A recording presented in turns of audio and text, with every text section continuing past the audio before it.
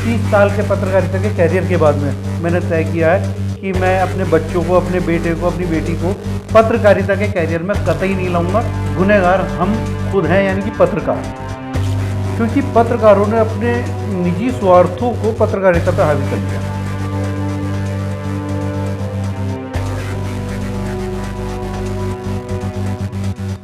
पत्रकार जिंदा हैं, लेकिन उन सब पत्रकारों का दम घुट रहा है। जैसे ही मेरे अंदर का पत्रकार जागता है तो सिस्टम और शासन के अधिकारी हों या नेता लोग हों, वो बेचैन होते हैं। उन्हें लगता है कि सरकार के खिलाफ जा रहा है।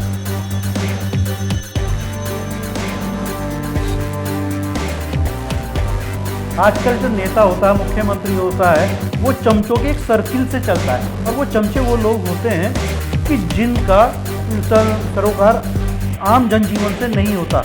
उनका सरोकार होता है किस चीज़ में कितना माल मिलेगा। और ये पुष्कर जी के कुशल नेतृत्व का ही असर है कि पुष्कर सिंह धामी कम समय होने के बावजूद बहुत अच्छा परफॉर्म कर रहे हैं।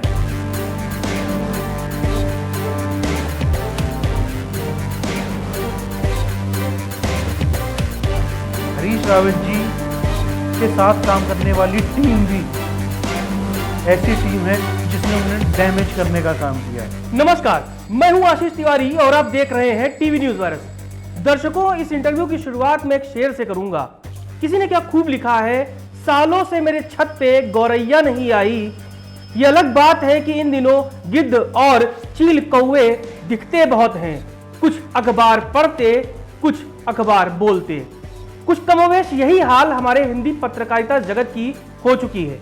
पत्रकारिता के इसी बदलते स्वरूप पर आज हम खुलकर बात करेंगे एक ऐसे शख्सियत से जिसने आज ही अपनी जिंदगी में 30 साल की पत्रकारिता को पूरा किया है। हम बात कर रहे हैं देश के टीवी जगत के जाने माने पत्रकार मोहम्मद सलीम सैफी से। आपका स्वागत है टीवी न्यूज वायरस पर। 30 साल एक बहुत बड़ा अरसा होता है जो आपने पत्रकारिता में गुजारा। क्या सोचकर पत्रकार बने थे? एक्सीडेंटल पत्रकार बनना तो नेता चाहता था। छात्र राजनीति में आया था, लेकिन छात्र राजनीति में एक जुलूस के दौरान पुलिस आई तो हमने देखा कि नेताओं की कोई इज्जत नहीं है, तो लिहाजा कोई इज्जतदार प्रोफेशन होना चाहिए। तो हमने तय किया कि पत्रकारिता हमें करनी चाहिए, और उसी के बाद ये फैसला लिया। इत्तेफाक से पत्रकारिता में लाने वाले भी मुझे एक नेताजी ही हैं। क्या क्वालिटी लेकर आप चल पड़े थे? मैंने कभी सोचा नहीं था, क्योंकि मेरे वालिद साहब चाहते थे कि मैं एक जज बनूं, एडवोकेट बनूं। उनकी मर्ज़ी से मैंने लॉ भी किया, LLM बीच में ड्रॉप कर दिया। वालिद साहब चाहते थे कि किसी ना किसी तरीके से मैं जज ज़रूर बनूं, लेकिन मैं जज नहीं बना। लेकिन मेरे ब्रदर इन लॉ इस टाइम डिस्ट्रिक्ट जज की भूमिका में।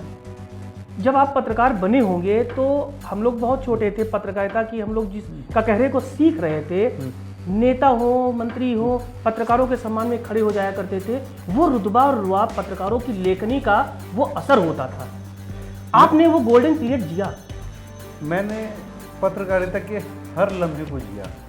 मुझे वो वक्त याद है, अगर कोई पत्रकार होता था तो उसकी इज्जत के लिए पूरा इलाका, पूरा मोहल्ला, अधिकारी हो, DM हो, SSP हो, कमिश्नर हो, सचिव हो, पर अपनी कुर्सी से खड़े होकर वेलकम करते थे, स्वागत करते थे। और उन्हें ऐसा गर्व महसूस होता था अगर कोई पत्रकार उनके पास आ गया कि उन्होंने पता नहीं क्या बड़ा अचीवमेंट हो गया, कितना बड़ा सेलिब्रिटी आ गया। तो पत्रकारिता का वो दौर मैंने देखा है।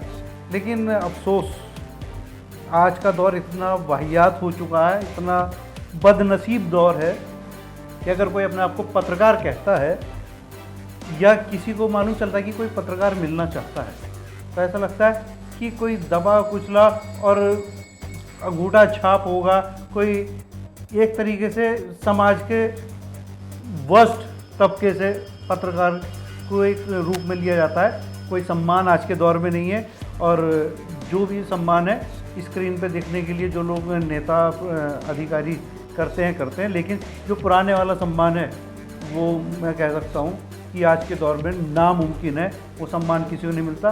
पहले पत्रकार का रुतबा बहुत ऊंचा होता था, और आज मैं ये मानता हूँ कि बहुत ही बदतर हालत में है। और आज मैंने खुद तय किया, 30 साल के पत्रकारिता के कैरियर के बाद में मैंने तय किया है कि मैं अपने बच्चों को, अपने बेटे को, अपनी बेटी को पत्रकारिता के कैरियर में कतई नहीं लाऊंगा, क्योंकि जितना बुरा दौर, जितना वर्स्ट आज के दौर में चल रहा है, तो मैं क्या, कोई भी अच्छा शख्स पत्रकारिता में अपने बच्चों को लाना नहीं चाहेगा। जो पत्रकारिता के आइकन माने जाते थे, इनकी बातों को लोग सुनते थे, कौन गुनहगार है कि आज नेपथ्य में चले गए? गुनहगार हम खुद हैं, यानी कि पत्रकार, क्योंकि पत्रकारों ने अपने निजी स्वार्थों को पत्रकारिता पर हावी कर लिया। और जो ठेकेदार हैं, या आम बोलचाल की भाषा में कहते हैं ना, चप्पल चोर टाइप लोग, उठाई गिरे निकम्मे लोग, जिन्होंने किसी तरीके से धोखाधड़ी करके कहीं से पैसा कमा लिया, पैसा इकट्ठा करके वो लोग चैनल खोलने लगे हैं। मैं कह सकता हूँ ज़्यादातर चैनल जो चलाने वाले लोग हैं वो लोग हैं जिनके सबके काम सरकारी हैं, व्यापारी हैं, वो व्यापारी हैं, और उनका मिशन पत्रकारिता कतई नहीं है। ये जो सफ़र था मेरठ के गलियों से दिल्ली के कनॉट प्लेस तक का, इस सफ़र के दौरान कोई ऐसा अनुभव बताइए जो आपके ऊपर बहुत दबाव आया हो और उस दिन आपको लगा हो कि अब पत्रकारिता बहुत हुई, वापस चलते हैं? हाँ, एक दौर हुआ है कि मैं एक नेशनल न्यूज़ चैनल में था और उस चैनल की कवरेज के लिए मैं किसी दूसरे स्टेट में गया हुआ था, राजस्थान गया हुआ था। तो मैं अपनी पत्रकारिता पूरी ईमानदारी से करता रहा हूँ, और इसीलिए बीच बीच में आप सोशल मीडिया पे मेरे आर्टिकल्स भी देखते होंगे कि कहीं ना कहीं मेरे अंदर का पत्रकार बीच बीच में जागता है। जैसे ही मेरे अंदर का पत्रकार जागता है तो सिस्टम और शासन के अधिकारी हों या नेता लोग हों, वो बेचैन होते हैं। उन्हें लगता है कि सरकार के खिलाफ जा रहा है। मैं सरकार के खिलाफ नहीं जा रहा। अगर हम सरकार को एक फीडबैक दे रहे हैं तो वो सरकार के खिलाफ जाना नहीं होता, सरकार को और सिस्टम को उसे सकारात्मक रूप में लेना चाहिए। तो लेकिन अधिकारियों ने चमचागिरी की हदें इतनी पार कर दी हैं कि वो अपने नेताओं को, अपने आकाओं को, अपने मंत्रियों को, अपने सचिवों को, पब्लिक, वो चाहते हैं किसी भी तरीके से सरकार के खिलाफ एक शब्द भी ना आए। लेकिन आज कल के नेता भी शायद वैसे नहीं रहे। मैं कहता हूँ भगत सिंह कोश्यारी जी, ND तिवारी जी, नित्यानंद स्वामी जी, इनका मैं दावा कर सकता हूँ, मुलायम सिंह यादव जी, ये ऐसे मुख्यमंत्री, ऐसे नेता के तौर पे हैं। मैंने शीला दीक्षित जी के दौर में भी काम किया। तो वो लोग पॉजिटिव, कोई भी खबर होती थी तो उसे पॉजिटिव में लेते थे, फीडबैक के तौर पे लेते थे। लेकिन आजकल के जो नेताओं का ट्रेंड और उनके साथ जो चमचों का एक सर्किल होता है, आजकल जो नेता होता है, मुख्यमंत्री होता है, वो चमचों के एक सर्किल से चलता है। और वो चमचे वो लोग होते हैं कि जिनका सरोकार आम जनजीवन से नहीं होता। उनका सरोकार होता किस चीज़ में कितना माल मिलेगा, किस में कितने लाइजनिंग में कितना पैसा मिलेगा। तो मुख्यमंत्री हों, मंत्री हों, अधिकारी हों, वो सिर्फ उन चमचों की निगाह से, उसी नज़र से देखते हैं। उन्हें नहीं दिखता कि बाहर क्या हो रहा है। अच्छा, जैसे कहा जाता है कि आजकल देश में एक ट्रेंड चल गया है कि जो पत्रकारिता है एक दो लोगों के हाथों में गुलाम है। कुछ बड़े उद्योगपति हैं जो सरकारों के इशारे पर प्रभावित करते हैं। आपके कहने के हिसाब से लगता है पत्रकारिता इस वक्त जख्मी हालत में, घायल है, उसके इलाज की ज़रूरत है। इलाज क्या है उसका? पत्रकारिता घायल नहीं है। आज के दौर में पत्रकारिता कोमा में है। तो उस कोमा से कब बाहर निकलेंगे तो कुछ कहा नहीं जा सकता। लेकिन आज का जो दौर है, मैं ये मानता हूँ मेरा 30 साल के पत्रकारिता कैरियर में ये सबसे वर्स्ट स्थिति में है आज की। क्यों कह रहे हैं साहब, क्यों कह रहे हैं? क्योंकि आज आपको मैं ये मानता हूँ कि जब अपने बच्चे पालने होते हैं, अपना परिवार, अपनी टीम पालनी होती है, तो आपको पैसे की ज़रूरत होती है। और आजकल के जो मीडिया संस्थान हैं, उनके जो आका हैं, उसके जो मालिक हैं, अगर वो नेताओं के पैरों में जाके लेटेंगे, अपनी फाइलें कराएंगे, अपने 2 नंबर के कामों में ही लिप्त रहेंगे, तो अगर कोई पत्रकार पत्रकारिता करना चाहेगा तो उसे रोका जाएगा। जो भास्कर के संग बीते दिनों सामने आया मामला, अरे वो तो बहुत बड़ी बातें हैं। हम तो बहुत छोटा संस्थान है। आप एक शानदार पत्रकार हैं, लाजवाब पत्रकार हैं, मैं आपकी प्रशंसा करता हूँ। आज के दौर में आशीष तिवारी जैसे पत्रकारों की कमी है, और ये मेरा सौभाग्य ये है कि आशीष तिवारी मेरे साथ हैं। आशीष तिवारी जैसे पत्रकार यहाँ हैं जो पत्रकारिता करना चाहते हैं। लेकिन मेरे जैसे लोग जो अब मीडिया संस्थान चला रहे हैं, मीडिया के मालिक हैं, तो हम लोगों को सैलरी बांटनी है, तनख्वाहें बांटनी है। तो बहुत सी खबरों में मैं नहीं रोका आपको कि नहीं ये खबर मत चलाओ, ये सरकार में गलत असर जाएगा है। क्योंकि अगर आप वो खबर चलाएंगे तो अगर मान लीजिए गवर्नमेंट से कहीं ना कहीं हमारे संस्थान को कोई सहयोग मिलता है तो वो सहयोग रोक दिया जाएगा।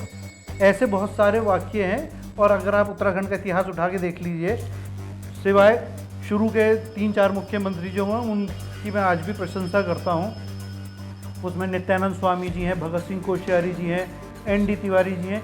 इनका जो कार्यकाल था वो स्वर्णिम काल था उत्तराखंड का। और उनके कार्यकाल में पत्रकारों को जो सम्मान, खुली छूट जो होती थी उसका मैं कोई बयान नहीं कर सकता। तो उत्तराखंड के 3 शुरुआत मुख्यमंत्री और जो उनकी टीम थी वो लाजवाब थी।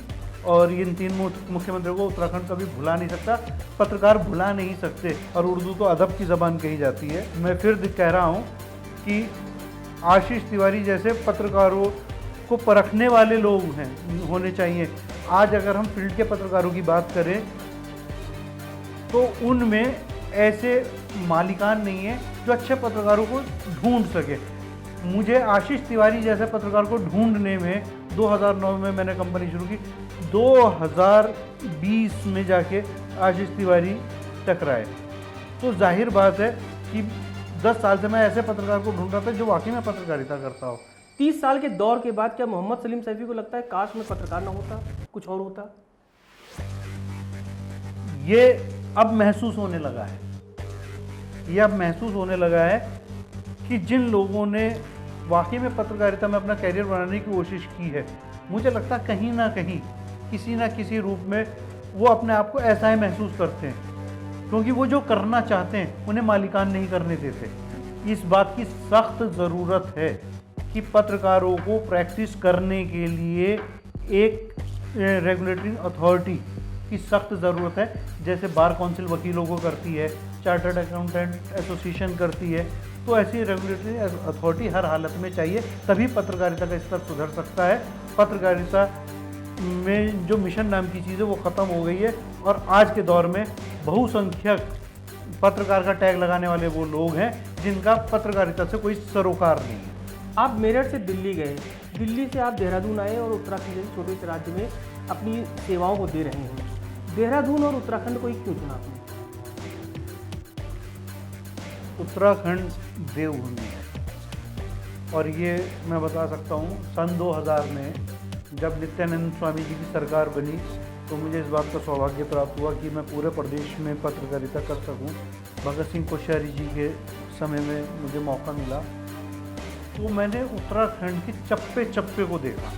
और मेरा भी मकसद यही था कि देहरादून में रहकर पूरे उत्तराखंड में दूर दराज में जाऊंगा। और इस काम को मैंने बखूबी अंजाम भी दिया। मैंने दूर दराज की चीज़ों को दुनिया के सामने लाया। लेकिन अब तस्वीर बदल रही है और देवभूमि में चाहे जैसे लोग आ जाएं, राक्षस आ जाएं, कोई भी आ जाए, लेकिन देवभूमि देवभूमि है। देवभूमि का जो आशीर्वाद है, उसकी जो रहमतें हैं, वो कोई नकार नहीं सकता। देवभूमि हमेशा अपना सिरमौर बनी रहेगी, ऊंची रहेगी, क्योंकि यहाँ देवों का वास है। नित्यानंद स्वामी के साथ आपने काम किया, भगत सिंह कोश्यारी जी को आपका गुरु मानते हैं एक तरह से, और जो वर्तमान मुख्यमंत्री पुष्कर सिंह धामी है वो आपके गुरु भाई भी हैं, मित्र भी हैं, सखा भी हैं। क्यों ना आपको भाजपाई माइंड का पत्रकार माना जाए? नहीं, मैं भाजपाई नहीं। नित्यानंद स्वामी जी, भगत सिंह कोश्यारी जी, ND तिवारी जी, ये शुरू के 3 मुख्यमंत्रियों के साथ मैंने बहुत करीब से काम किया। और मैं ये कह सकता हूँ ये लोग दलगत राजनीति से बहुत ऊपर के शख्स हैं। ये शख्स नहीं, शख्सियत है, अपने आप में यूनिवर्सिटी है। चाहे नित्यानंद स्वामी जी रहे हों, भगत सिंह कोश्यारी जी हो, ND तिवारी जी। आप निशंक को, हरीश रावत जैसे लोगों को छोड़ रहे हैं जो उत्तराखंड की पहचान है। निशंक जी भी काफ़ी समय रहे, खंडूरी जी रहे। देखिए, जिस दौर में हरीश रावत जी मुख्यमंत्री बने, दौर चरमरा चुका था। हरीश रावत जी चारों तरफ से घेर लिए गए थे क्योंकि उनकी पार्टी में ही उनके दुश्मन बहुत थे। हरीश रावत जी के साथ काम करने वाली टीम भी ऐसी टीम है जिसने उन्हें डैमेज करने का काम किया। ये मैं शुरू के 3 मुख्यमंत्रियों का जिक्र क्यों कर रहा हूँ? नित्यानंद स्वामी जी, कोश्यारी जी और ND तिवारी जी, इनकी जो टीम थी वो अनाड़ियों की टीम नहीं थी, अनुभवियों की टीम थी। वहाँ पे जाके आम आदमी भी जाता था, कोई भी पत्रकार जाता, उसे मान सम्मान का एहसास होता था। आज के दौर में इन 3 मुख्यमंत्रियों के बाद में हर मुख्यमंत्री के पास चमचों का एक ऐसा सर्किल रहता है, जिसमें निशंक भी रहे होंगे, खंडूरी भी रहे होंगे, विजय बहुगुणा भी रहे होंगे, और वर्तमान में धामी जी। मैं किसी का नाम नहीं ले रहा हूँ, मैं कह रहा हूँ शुरू के 3 मुख्यमंत्रियों को आप छोड़ दीजिए, उन 3 मुख्यमंत्रियों के बाद में जो भी मुख्यमंत्री रहा उनके पास चमचों का एक ऐसा सर्किल है, लेयर है कि उस लेयर तक ही कोई नहीं पहुँच पाता है।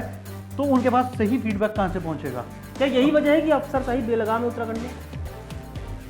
अफसरों ने तो उत्तराखंड को संभाल रखा है, अधिकारियों का तो एहसान है उत्तराखंड को संभालने में। अगर यहाँ की ब्यूरोक्रेसी शानदार ना होती तो उत्तराखंड ध्वस्त हो चुका होता। यहाँ की ब्यूरोक्रेसी लाजवाब है, लेकिन नेताओं ने ध्वस्त कर दिया। यहाँ विजनलेस नेता जब से हैं, तो उन नेताओं ने जो काम के अधिकारी हैं, अच्छे अधिकारी हैं, उन लोगों को डैमेज करने का भी काम किया है। मैं तो ये मानता हूँ उत्तराखंड आज जहाँ कहीं भी सर्वाइव कर रहा है, इसे संभालने का काम ब्यूरोक्रेसी का है। ब्यूरोक्रेसी पे आप सवाल नहीं उठा सकते, ब्यूरोक्रेसी को आप बेलगाम नहीं कह सकते, ब्यूरोक्रेसी तो लाजवाब काम कर रही है। आपने पूरी बातचीत में एक मुख्यमंत्री को छोड़ दिया, उन्हें वॉकओवर क्यों दे रहे हैं? पुष्कर सिंह धामी पर आप क्यों नहीं बोल रहे हैं? देखिए, मैं शुरू के 3 मुख्यमंत्रियों की बात कर रहा हूँ। पुष्कर सिंह धामी ने भगत सिंह कोश्यारी जी के समय में बतौर OSD बहुत कुछ सीखा है, लेकिन ये दुर्भाग्य से, इसे जिसका दुर्भाग्य कहें, जनता का कहें, राजनीति का कहें, राज्य का कहें, उसके लिए शब्द नहीं है कि भगत सिंह कोश्यारी जी को बहुत कम वक्त मिला। भगत सिंह कोश्यारी जी यहाँ ये समझ लीजिए कि एक रूह, ऐसी रूह है जो उत्तराखंड की तस्वीर बदलने का काम कर सकते थे। उन्हें वक्त बहुत कम मिला, उन्होंने जनता पे भरोसा किया, लेकिन वो चुनाव में वो रिजल्ट नहीं आए, जिसके बाद उत्तराखंड को ND तिवारी जी के रूप में दूसरे मुख्यमंत्री, तीसरे मुख्यमंत्री मिले थे। तो मैं तो ये मानता हूँ अगर भगत सिंह कोश्यारी जी को वक्त मिला होता तो आज उत्तराखंड की तस्वीर कुछ और होती।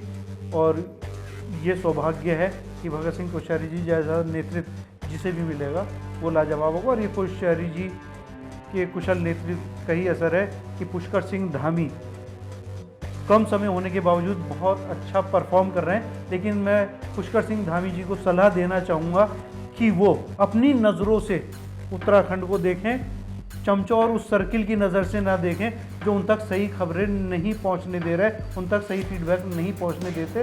तो जो चमचे होते हैं उसी से नेता की तस्वीर बनती है और बिगड़ती है।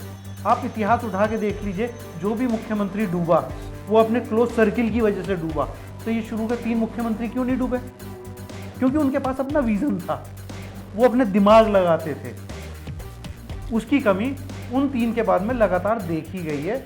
हरीश रावत जी शानदार इंसान है, इसमें कोई दौरा ही नहीं, लेकिन हरीश रावत जी ने भी एक सर्किल के बीच में फंस के रह जाने का काम किया, जिसका नुकसान उनके बहुत सारी साथी उन्हें छोड़कर चले गए। तो मुझे लगता है कि हरीश रावत जी अब इस बात को समझ चुके हैं और पुष्कर सिंह धामी के साथ ये पॉजिटिव पॉइंट है कि वो जिस स्कूल में पढ़े हैं उस स्कूल और उस विश्वविद्यालय का नाम भगत सिंह कोश्यारी जी है। ये मोहम्मद सलीम सैफी जी हैं जिन्होंने आज अपने कैरियर के 30 साल पूरे किए, लेकिन बड़े बुझे मन से, बड़े दबे मन से इन्होंने कहा कि काश मैं पत्रकार न होता, क्योंकि जो एक दौर था पत्रकारिता का, आज कमोवेश ऐसे हालात हो गए हैं कि जो बड़े पत्रकार हैं वो भी कहीं ना कहीं नेपथ्य में चले गए हैं। ऐसे में एक शेर याद आता है, तू अपने हथियार औजार अपने पास रख। हम वो जमात हैं जो हथियारों से नहीं कलम से चोट करते हैं। कलम से चोट करने वाली पत्रकारिता को हम सलाम करते हैं। देश में ऐसे पत्रकार आज भी हैं जो क्रांति लाते हैं, समय समय पर सरकारों को जगाते हैं और जो भटके हुए लोग हैं उन्हें सही राह दिखाते हैं अपनी कलम से। तो कलम में ताकत आज भी है, बस ज़रूरत इस बात की है कि उस कलम को थामने वाले के जज्बे कितने मजबूत हैं, इरादे कितने मजबूत हैं। इस वादे के साथ कि ऐसे ही जो सेलिब्रिटीज़ हैं हमारे देश में अलग अलग फील्ड में, उन्हें हम आपसे रूबरू कराएंगे। सलीम सैफी जी को हम शुक्रिया करते हैं, शुभकामनाएं देते हैं कि उनका कैरियर आगे भी इसी तरह से एक मिसाल बने युवाओं के लिए। नमस्कार।